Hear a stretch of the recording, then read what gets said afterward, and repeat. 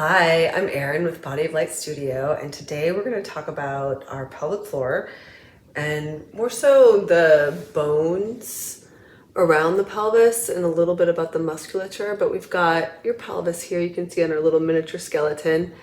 The pelvic inlet is at the top, and the pelvic outlet, the space between the sitting bones, the pubic symphysis at the front, and the tailbone at the back. So pubic symphysis, ischial tuberosities, sitting bones, and then tailbone, they comprise your pelvic outlet. And the pelvis is shaped like a funnel, so it's open wide at the top and then it narrows down to the bottom. A male pelvis is typically taller and narrower than the female pelvis, which is wider and shallower. So let's specifically look at the inferior ramus. So ramus means branch, like of a river or of a tree.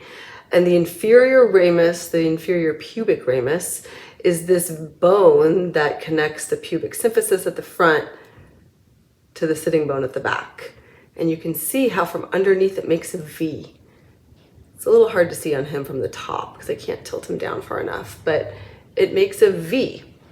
So here's another image. This would be the inferior ramus. From the pubis, the inferior ramus goes back and wide to the sitting bones. And then let's look at the inferior ramus from above. One of my favorite books. So this top image is the male pelvis. We're looking at the pelvic floor from above. Here's your inferior ramus connecting pubic symphysis to ischial tuberosity sitting bone. And then you've got the female pelvis. Again, we're looking from above. Pubic symphysis to inferior. Oh, actually, is this one? No, it's still from above. I thought maybe it was from below. Pubic symphysis to sitting bones. So now that you have an image of what your pelvis looks like, your inferior ramus or your pelvic outlet is, we're going to do release for your pelvic floor. Oftentimes, if we're feeling discomfort, tightness in the low back, it's because the pelvic outlet is gripped. So we're gonna release it and see if that gives you some relief. So you'll sit in Virasana on a block or 2 blocks, low setting, wide ways underneath the sitting bones between the heels. If that's too low, you put another block on top, or you can sit on any hard surface, a bench or a chair. And you're gonna take this ball and put it just inside of your right ischial tuberosity, your right sitting bone. So the ball is between the tail and the sitting bone. It's just inside the sitting bone to the right of the tailbone. And it might be a little bit uncomfortable at first, and you might be like, ooh, that's rock hard, I can't get the ball in there. Your pelvic floor will actually pretty quickly release as long as you're not uncomfortable here, like meaning your ankles and your feet are comfortable. If not, you need to sit up higher. You can just sit on a chair. And you're gonna close your eyes and sit nice and tall on your sitting bones. And imagine that this ball is like a warm stone, like they would use, massage therapists would use in a hot stone massage.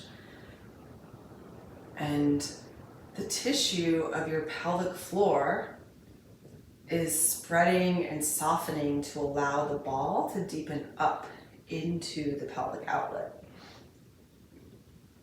And then we'll rock a little bit back on the sitting bones, which can be pretty sensitive. Usually the posterior pelvic floor will be tighter than the front. And then you'll rock a little bit forward. And you'll just do that a couple more times. You'll inhale as you roll forward and you extend the spine. And you'll exhale as you rock back on the sitting bones and you're flexing the spine. Make sure you're really moving your pelvis, not just your rib cage. Your rib cage can move, your spine can move, but the action is initiated from your pelvis. Do that one more time. Inhale, extending the spine, lifting up through the sternum, and then exhale, flexing the spine, finding that nice C curve from tail to the back of the skull. And then you'll find a neutral position, and let's just do a couple circles around the ball. Again, the posterior pelvic floor is usually tighter. I'll talk about that when we get to the other side. You'll complete the circle in this direction, and then let's take 2 or 3 circles in the other direction. So your spine is kind of like a stirring spoon, stirring the pelvis here. And center yourself. Take out the ball. And feel the difference. I'm really dropped and wide in my right side. I feel like really bunched up in my left side now. All right, let's do the other side. So you'll put the ball just inside of your left sitting bone. You might notice right away one side feels tighter than the other. And sometimes it takes a second to figure out where to go. You're not putting the ball on the tailbone. It goes to the right of the left sitting bone. So just inside of the left sitting bone, along that inferior ramus, and to the left of the tailbone. So pubic symphysis at the front, sitting bones at the back. You've got your V shape pelvic outlet. And you're going to close your eyes and send your breath down into your pelvis. So as if you were pouring water into a glass.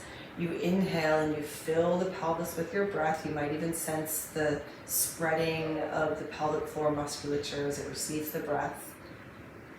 And then as you exhale, you're going to empty the glass from the top down. So the lungs, then the abdomen, pelvis empty. You're going to inhale, fill the pelvis, the abdomen, the lungs from the bottom to the top.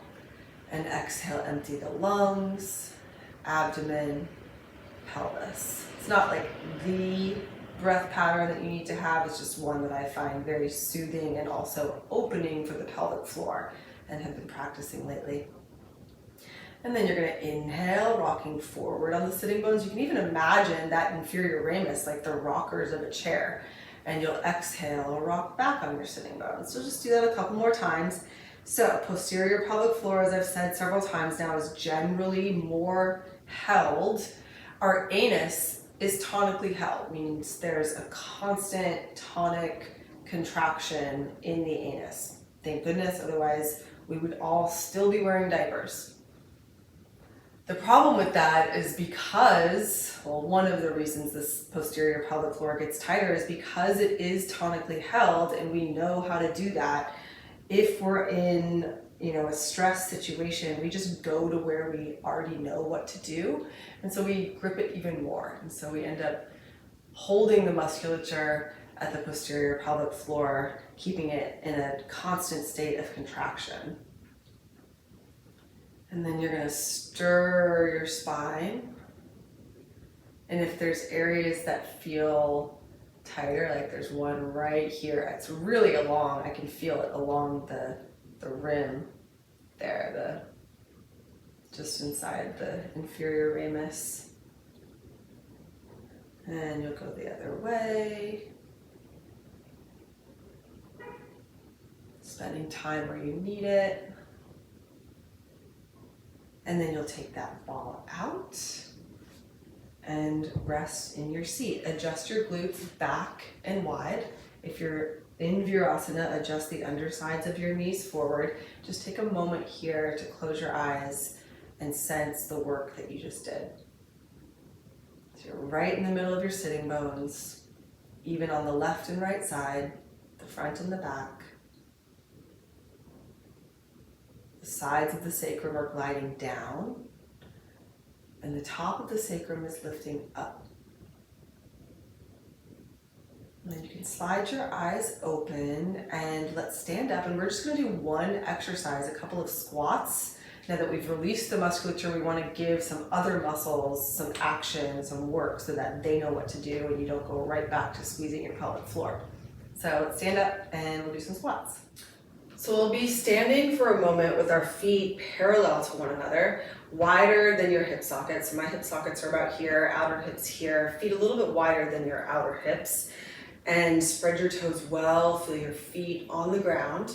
And you're gonna press your adductor muscles, your inner thigh muscles are pressing out into the bone. And you should feel when that happens, your greater trochanters, these outer hip bones, really plug in.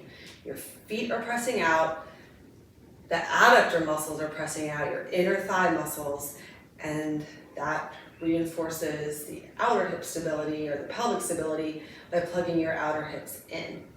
And then you're just going to transfer your weight into your standing, into one foot, so you're standing on one leg, keeping your pelvis level, and see if you can keep that width across your inferior ramus. And then you'll transfer your weight to your other foot. And notice, do you immediately go to like a tucked tail position and you squeeze your pelvic outlet closed? You want to widen the inner thigh muscle of your standing leg out and keep both inferior ramus wide. We'll just do that a couple more times. You'll slide to one side, widening through the inferior ramus, and then the other side. Adductor muscles pressing out. As you transition through the middle, press out pretty strongly, and then see if you can keep some of that action of the inner thigh muscle widening into the bone as you transfer to one foot. And let's do one more time to the other side. All right, and then from here, you're going to find something in your home that you can hang off of. I have a nice countertop here. You could have a door and be like holding on to the door handles, you know, on one side of the door and the other side. If you have like a canopy bed that's really sturdy, but it needs to be something that's pretty sturdy. So we just had our feet in a parallel position. Now you're going to turn your toes out, and we're going to go into a deep second position ballet squat, like a grand plie. And notice I'm really hanging back off of the counter here. I'm not leaning my spine forward. It's as if I'm leaning my head and shoulders up against a wall, and the tail is going back. I'm not tucking, oh, this is a really big sweatshirt, but I'm not tucking the tail under here. The sitting bones are open, that inferior ramus is wide open. And you're gonna squat low, feel the pelvic floor stretch. Externally rotate the femurs, so your knees are pressing back. You're still hanging off of whatever it is you're hanging off of, and then you'll press the heels down, lengthen your legs. Notice the need to tuck. Do you want to tuck that tail? Do you really want to squeeze close your ramus? Keep it open. You're going to inhale to bend. The inner thighs glide out. And then as you exhale, you spiral the femurs, greater trochanters wrap to the sitting bones, and the sitting bones stay wide. Just do that a couple more times. Inhaling, pouring your breath down into the pelvis. And as you exhale, lift your pelvic floor. So that's like the sensation of cutting off the flow of urine while you're going to the bathroom. You can also think about like lifting your low abdominal organs up, lift your bladder up as you straighten your legs. Let's do that 3 more times. So you'll inhale to bend, tail is going back. Inferior ramus are opening wide, and exhale, lengthen the legs, lift your pelvic floor. This time we're going to go down, stay down, take an inhale. Now keep your pelvis low, lift your heels. Tap the heels down, inhale, exhale, lift the heels, go slowly. Notice how you kind of want to lift your pelvis up higher as the heels go down. Instead, go lower. Get that pelvic floor to stretch. Inhale, heels tap. Exhale, heels lift. All 10 of your toes are on the ground. Every metatarsal foot, every metatarsal head, which is at the ball of the foot, the long bones of the toes are grounded. Keep widening the sitting bones, the inferior ramus. Last 2. And last 1. Lower the heels, squat really low, and then you'll lengthen your legs and heel toe the feet together. And just stand for a moment, letting the weight pour down from your pelvis into your feet, spreading the toes forward, feeling your head stacked right over your heart, right over the middle of your pelvis. All right, thanks for joining today. See you soon. Bye.